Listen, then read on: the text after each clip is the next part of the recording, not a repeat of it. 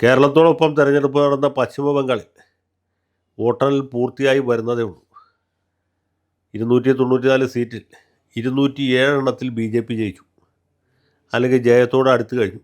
80 seat മാത്രമേ കുമാരി മമതാ ബാനർജിയുടെ all India Trinamool കോൺഗ്രസിന് വിജയിക്കാൻ കഴിഞ്ഞിട്ടുള്ളൂ. ഇതൊക്കെയാണെങ്കിലും കുമാരി രാജിക്കത്ത് കൊടുക്കാൻ കൂട്ടാക്കിയിട്ടില്ല. ഏറ്റവും അവസാനത്തെ റിസൾട്ട് വന്നതിന് ശേഷം തീരുമാനമെടുക്കാം എന്ന് വിചാരിച്ചിരിക്കുന്നതാണോ, അതോ ഇനി സമരം ചെയ്ത് പ്രതിഷേധിച്ച് നമ്മുടെ മീഡിയ വൺ ചാനലിലെ ദാവൂദിൻ്റെ നിർദ്ദേശപ്രകാരം തെരുവിൽ സമരം ചെയ്ത് തെരഞ്ഞെടുപ്പ് കമ്മീഷനെ തോപ്പിച്ച് അധികാരത്തിൽ തുടരാം എന്നാണ് ഉദ്ദേശം എന്നറിയില്ല. മിക്കവാറും രണ്ടാമത്തേനാവാനാണ് സാധ്യത. കാരണം അങ്ങനെ പോരാട്ടം കൂടാതെ എന്തെങ്കിലും വിട്ടുകൊടുക്കുന്ന സ്വഭാവകാരിയല്ല മമതാ ബാനർജി. മിക്കവാറും മരണം വരെ ഉപവാസം ഇരിക്കാൻ പോലും സാധ്യതയുണ്ട്. അവസാനം തെരഞ്ഞെടുപ്പ് കമ്മീഷൻ തീരുമാനം മാറ്റുകയും മമതാ ബാനർജിയും തൃണമൂൽ കോൺഗ്രസും ജയിച്ചായിട്ട് പ്രഖ്യാപിക്കുകയും അവരെ മുഖ്യമന്ത്രിയെ തുടരാൻ അനുവദിക്കുകയും ചെയ്യാനുള്ള സാധ്യതയുണ്ട്. ഇനി രാജിവെക്കാതിരുന്നാൽ ഒരുപക്ഷെ ഗവർണർ ഇവരെ പുറത്താക്കി പുതിയ ആളെ സത്യപ്രതിജ്ഞയ്ക്ക് വിളിക്കാനും സാധ്യതയുണ്ട്. ദീദിയെ സംബന്ധിച്ചിടത്തോളം 2 അടികളാണ് ഒരുമിച്ച് കിട്ടിയത്.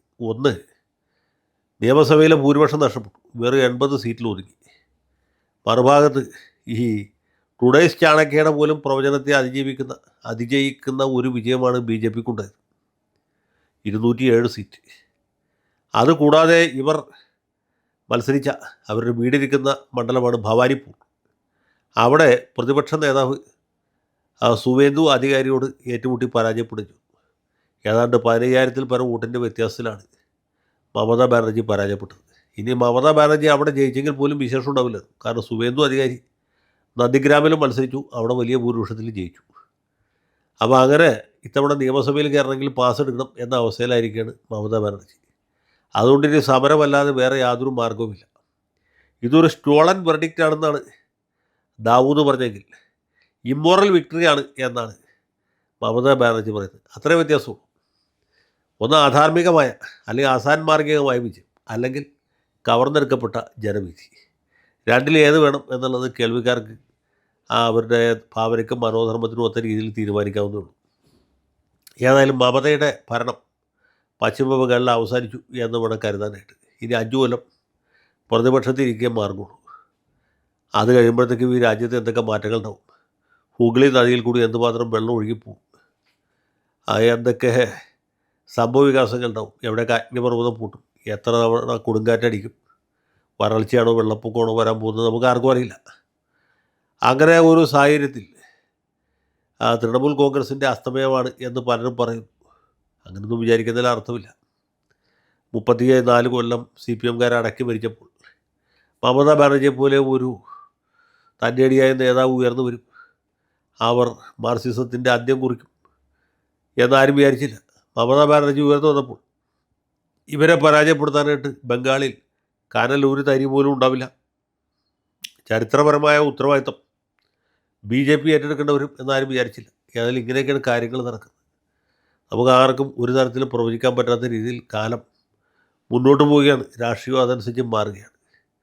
ഈ പശ്ചിമ ബംഗാളിലെ തെരഞ്ഞെടുപ്പ് വിജയം രാജ്യത്തിനകത്ത് മാത്രമല്ല പുറത്തും വലിയ കൂളലൊക്കെ സൃഷ്ടിച്ചിട്ടുണ്ട്.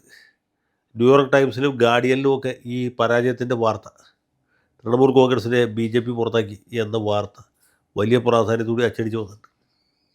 ഇപ്പോൾ അമേരിക്കയിലും ഇംഗ്ലണ്ടിലും അടക്കം ആളുകൾ ചർച്ച ചെയ്യുന്നത് പശ്ചിമ ബംഗാളിലെ തെരഞ്ഞെടുപ്പാണ്, കേരളത്തിലോ തമിഴ്നാട്ടിലോ തെരഞ്ഞെടുപ്പല്ല.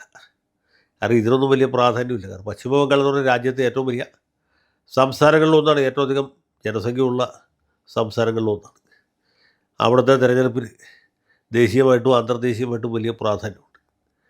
അങ്ങനെ ഈ തെരഞ്ഞെടുപ്പ് കഴിയുന്ന ഘട്ടത്തിൽ പല വൻമരങ്ങളും വീണിട്ടുണ്ട്, തൈമരങ്ങളും വീണിട്ടുണ്ട്. ഞാനിപ്പോൾ അതിനെപ്പറ്റി ഒന്നും പ്രതിപാദിക്കാൻ ഉദ്ദേശിക്കുന്നില്ല. മമതാ ബാനർജിക്ക് തോൽക്കാമെങ്കിൽ പിന്നെ ഏത് സ്ഥാനാർത്ഥിക്കും തോൽക്കാം എന്നേ ഉള്ളൂ.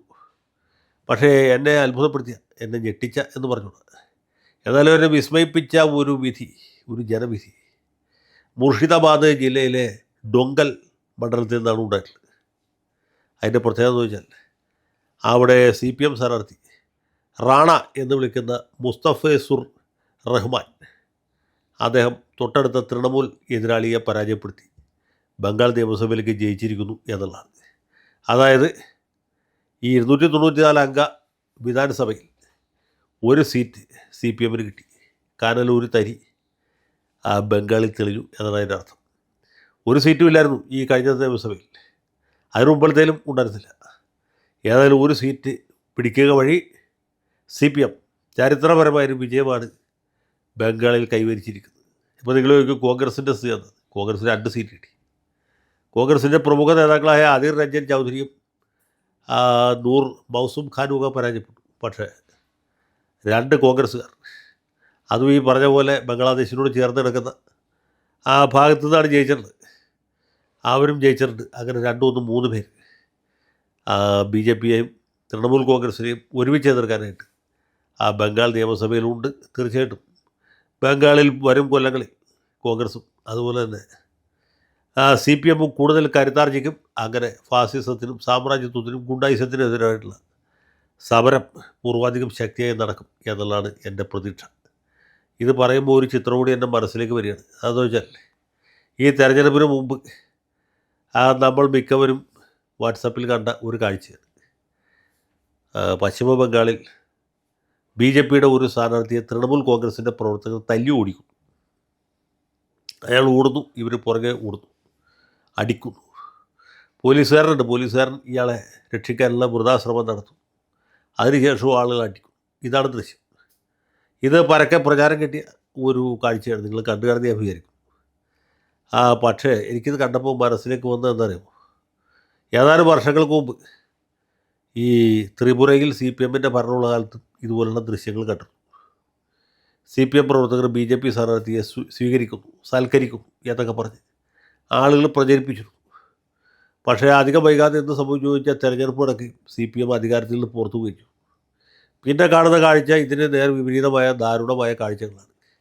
CPMകാരുടെ ഗ്രാമങ്ങൾ, പാർട്ടി ഗ്രാമങ്ങളടക്കം BJP ഗുണ്ടകളെ ആക്രമിക്കുന്നു. CPMകാരെ ഓടിച്ചിട്ടടിക്കുന്നു. ലെനിൻ്റെയും മാർക്സിൻ്റെയും മറ്റുമൊക്കെ പ്രതിമകൾ തകർക്കുന്നു. അത് നമ്മുടെ ഇവിടുത്തെ സാംസ്കാരിക നായകന്മാരൊക്കെ അതിനെക്കുറിച്ച് പ്രതിഷേധിച്ചു. ഇതാണ് ഇനിയിപ്പോൾ പശ്ചിമ ബംഗാളിൽ ആവർത്തിക്കാൻ പോകുന്നത്. തൃണമൂൽ കോൺഗ്രസിൻ്റെ നേതാക്കളെയും പ്രവർത്തകരെയൊക്കെ BJPക്കാർ ഓടിച്ചിട്ടടിക്കുന്ന ദൃശ്യങ്ങൾ നമുക്ക് കണ്ടുവരും.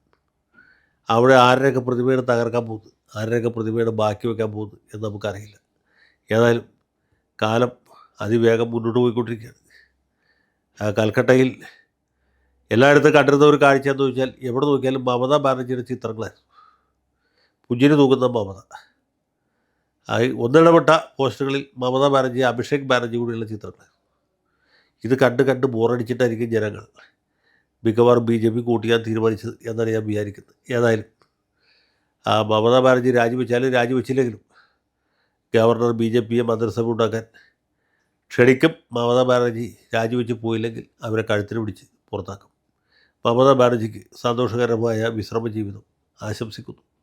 ബംഗാളിൽ ഇനിയെങ്കിലും വികസനത്തിൻ്റെ പുരോഗതിയുടെ എന്തെങ്കിലും കിരണങ്ങൾ എത്തി നോക്കും എന്ന പ്രതീക്ഷയോടെ തൽക്കാലം അവസാനിപ്പിക്കുന്നു. ലാൽ സലാം.